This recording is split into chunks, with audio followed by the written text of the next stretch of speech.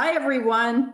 Thank you so much for joining today. We have a fabulous turnout for Back at Bates, and that's huge given that it's a voluntary submission to more Zoom in your lives. So thank you for joining us. It's huge to have you on this journey with us. Of course, we wish we could welcome you to campus. But since we can't, I thought I would tell you a little bit about what you would see if you're here. That's new and exciting.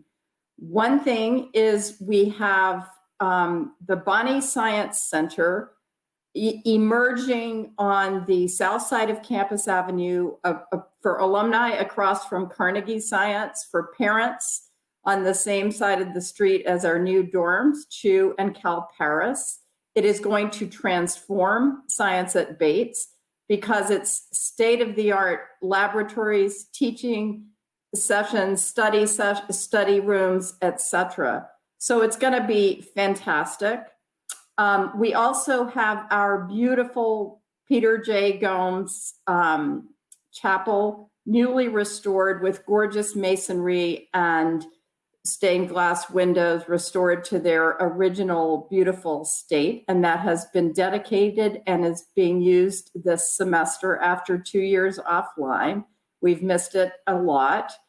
And the third thing is we have over near the Villages, for those of you who know the campus, or across from Smith and Adams near Garcelon Field, we have a newly constructed Veterans Plaza to honor members of the Bates community. That's alumni, faculty, staff, and friends of Bates who have served the US military. And in typical Bates fashion, the Veterans Plaza is designed both as a place of honor of those individuals and their service and sacrifice, and as a place for reflection and contemplation on the consequences of war on everybody it touches. And we all know it touches everybody. So that will be dedicated next Friday in a virtual ceremony in which our keynote, we have two wonderful speakers and some community members, but one is our Congressman, Jared Golden, a veteran of the Afghanistan war, and one is Captain J.J. Cummings, who is currently on the USS Gerald Ford, the largest aircraft carrier in the world, and he will be beaming in live from somewhere, I think in the Southern Atlantic, to welcome and dedicate the space. So if you were here physically, you would see those new spaces, and you would always also see each other. And for parents, you'd see your children. I'm sorry you are not able to be here. I thought I'd take a few minutes to outline how things are going, and you're probably hearing that from different sources, so I'll give you my take on it, how things are going for this year, what areas of emphasis are, and then a few things that are distinctive to the fall of 2020. So first, let's tackle the elephant in the room, which is, how are we doing operating a residential liberal arts experience in the context of a global pandemic? And I would say, so far, so good. And that is down to, the most important thing it's down to is our students' incredible good faith in trying to make this work so that they can be here and stay on campus. So everywhere you go on the Bates campus, people are masked up unless they're eating. They're practicing social distancing. We turned ourselves inside out from March 6th, when our students went home all of a sudden, when the pandemic was first sort of coming upon us. We turned ourselves inside out, deconstructing the Bates experience. Every aspect, from how we do dining, how we do cleaning, how we think about the residential experience, classrooms. We literally had people going all over campus with tape measures set at 6 feet to figure out social distancing in every environment we have for every different function. We bought outside furniture, and the weather gods have smiled on us beautifully this fall in terms of having a warm and sunny September into October, so that we could sort of work the bugs out of the system and get used to this new kind of existence with the protection of having meals outside, many activities outside, even some classes outside. So that's good. We'll begin to need to go inside soon. It's already cooler this weekend. So that will be an important transition to look at. None of this would be possible if we weren't supported by absolute state-of-the-art testing provided by the Broad Institute in Cambridge, which is a collaboration between Harvard and MIT that is a premier world research institute devoted to genomics. So it was set up to provide huge throughput for genomic sequencing and all the kind of data that goes along with that. And to our incredible advantage, the Broad Institute decided when the pandemic came that it would convert some of its platform for massive throughput of biology-related information to clinical testing, which it had never done before. But it's an institute operated at such a level of sophistication and professionalism that we made the decision, along with most NESCAC institutions, to cast our lot with the Broad for our testing system. And we're really glad we did. The Broad's platform is slightly different from the commercial clinical tests, so they could guarantee us that they would not have issues with the supply chain for reagents, et cetera. They had experience with really rapid turnaround of vast amounts of information, and they promised they'd get us results within 24 to 48 hours. And we are operating on average under 24 hours for results on our testing. The important piece of the testing is that we test the entire student population, which even if there were COVID cases would probably be asymptomatic. So you can't rely on waiting for symptoms. We test the entire student population twice a week so that if someone has picked up the virus, but it hasn't shown up yet, if their Monday test doesn't show it, their Thursday test probably will. So the frequency gives us the ability to isolate anybody who ends up testing positive for COVID, and then to contact trace. We have a team of contact tracers, anybody who is positive, so that we can put those individuals in quarantine and protect the health of the community. Fortunately, we haven't had to use much of this machinery.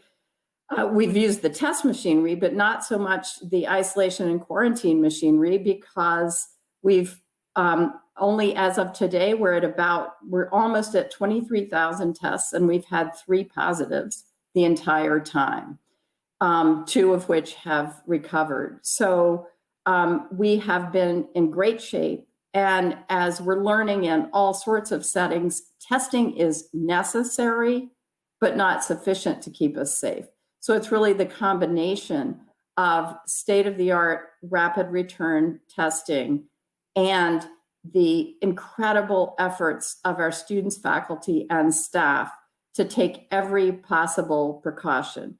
We worked with some of the lead epidemiologists from the Mayo Clinic, one of whom, again, by sheer luck, was a Bates parent who basically worked with us all spring as we did our planning to make sure we understood that operating in a pandemic is all about layers and layers of protection. So you do the testing and the masking and the hand washing and the social distancing.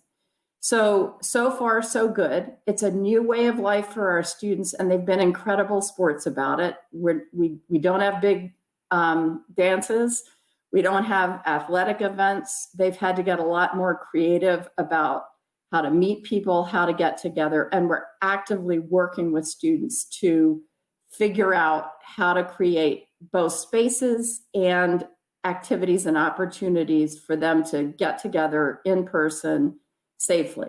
So that's, so we knock on wood every day, because as again, we can see all over our country and the world, things can go sideways at any point. So we are not going to let up, and we're particularly not going to let up at this moment when we'll be moving a lot of things inside.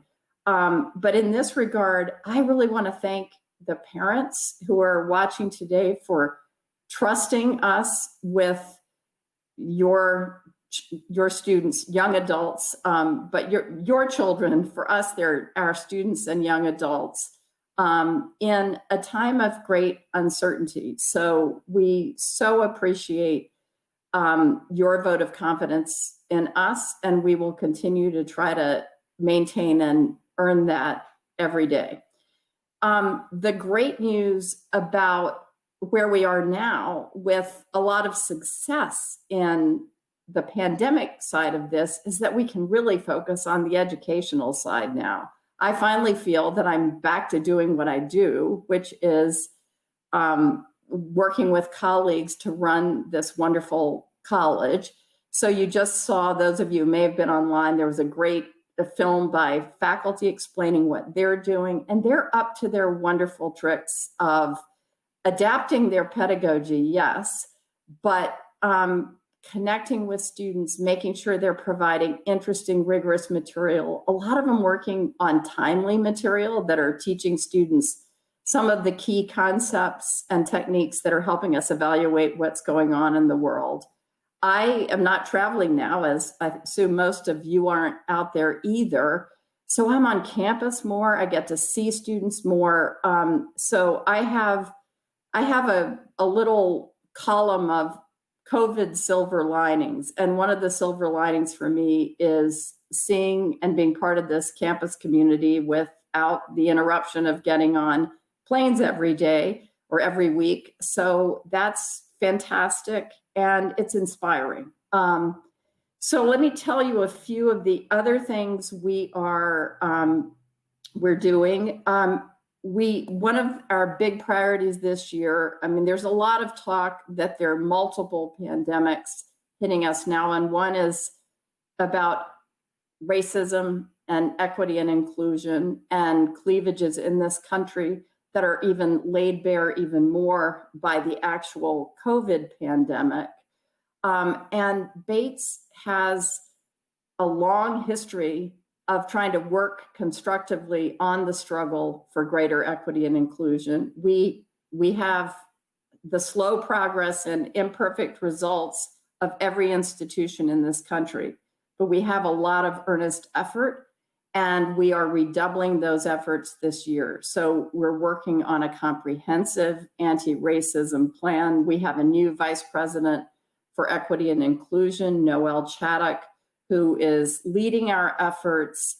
And we have terrific new staff in the Office of Intercultural Education supporting our students in all sorts of ways, from academic to activism to social hangout ways. So that's a priority. And the last one I will mention on the sort of institutional priority side is we are in the middle of our comprehensive campaign to continue to build the financial sustainability of Bates.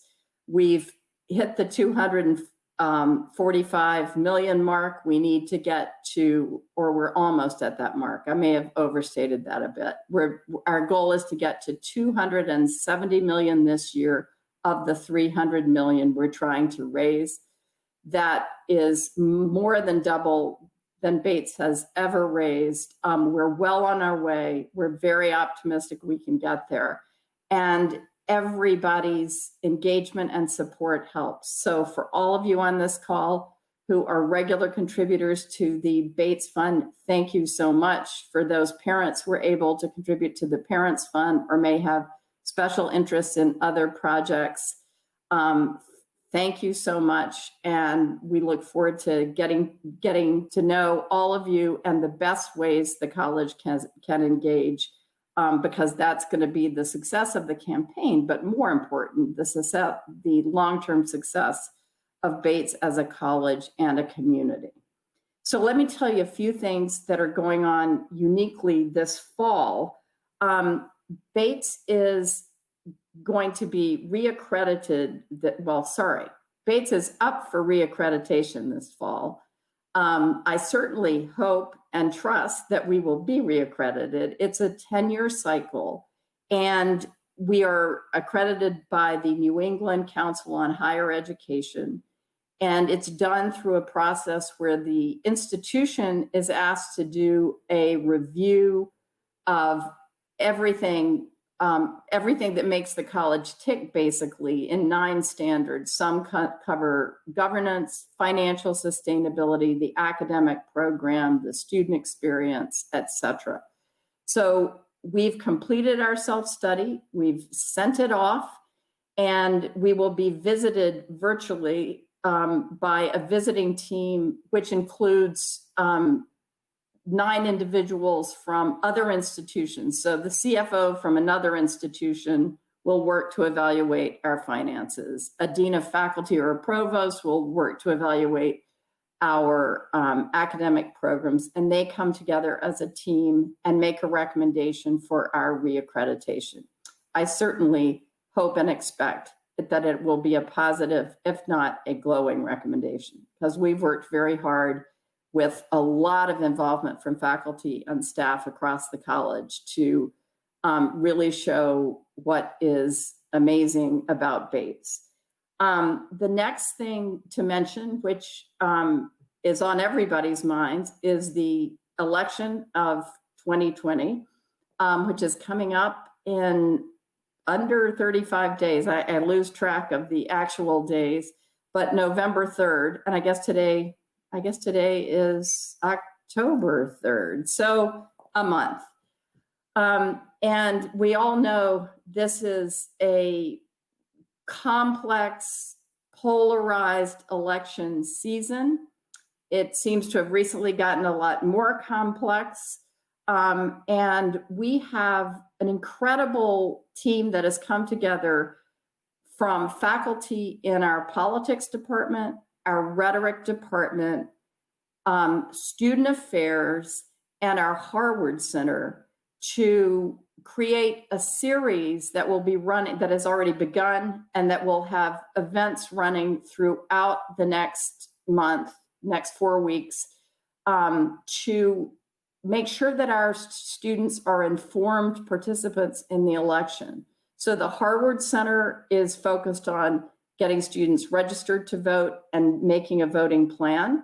They can vote in their home states and cities or here at Bates in Lewiston. And they can certainly, should vote for whomever they wish to vote for. So it's a nonpartisan effort aimed at participation. Then we have watch parties for the debates. We will have panels. We've already had some panels about different aspects of the election. And I think it's really important in this moment we're in with the complexities of social media, the kind of vehemence on 2 polarized sides of the election, to provide a knowledge base for informed debate and discourse among our students. So that's a priority, and I think our students are already well launched in participating in that and enjoying it. Athletics is another domain where it's so important to our students, whether they're athletes or not. It's an important dimension of the experience. I personally already miss attending football games, the fall athletics, but I think we all know that it would just be imprudent to have a competitive athletic season this year. And for that reason, the NESCAC is not pursuing that for fall athletics. Decisions on winter and spring will come later. But what we are doing is trying to make sure that athletic opportunities remain available for all of our students. We've moved our athletic equipment from Davis, which was our weight room, to Merrill Gym, which will take us through the colder months. We are still in the process of constructing an outdoor athletic facility with machines so that students can use that.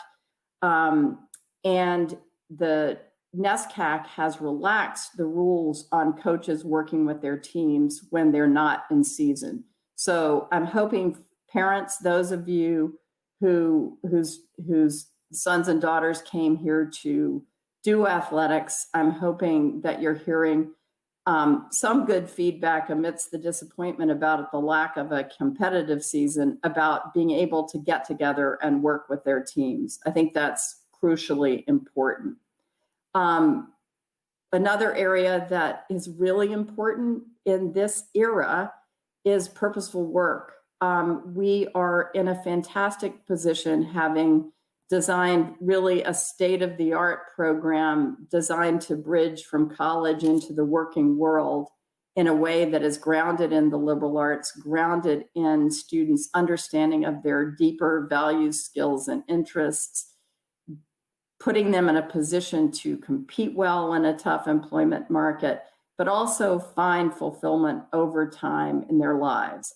That's the essence of purposeful work. And I was very thrilled with our team in the spring, which converted over 100 purposeful work internships to virtual internships. And we've been recently seeing videos of students reporting on those experiences, and it was amazing.